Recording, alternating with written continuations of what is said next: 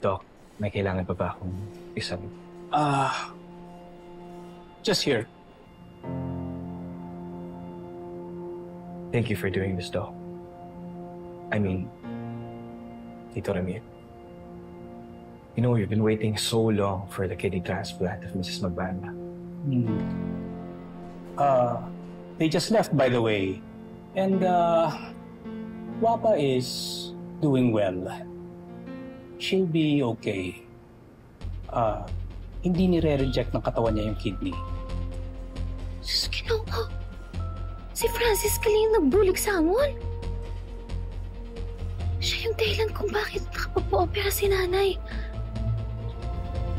Talagang hinahanap niya pala ako. Tinulungan niya kami.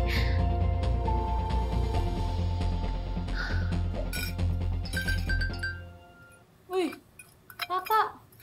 Oh, ang dami ng message ni Sir Francis sa'yo. Ba't mo pinapansin? Gusto niya daw makipag-usap sa akin. Gusto makipag-ayos, gusto makipagkita. Sinusuyo ako. Kung ano ang problema mo?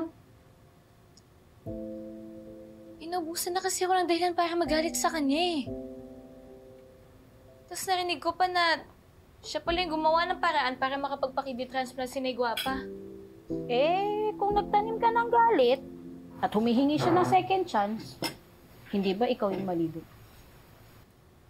Paano kung ginagawa niya lang yan kasi alam niya may kasalanan siya?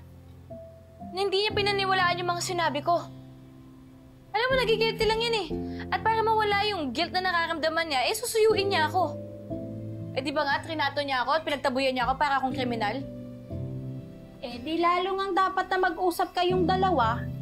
At least, kung hindi man kayo magkaayos, gumaan man lang yung bigat na nararamdaman sa sarili mo.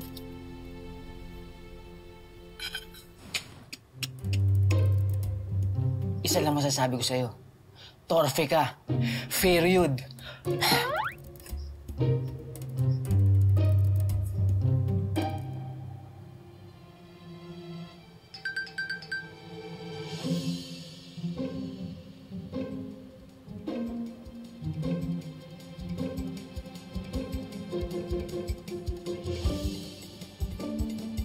Pergola Restaurant daw, alas 7 ng gabi.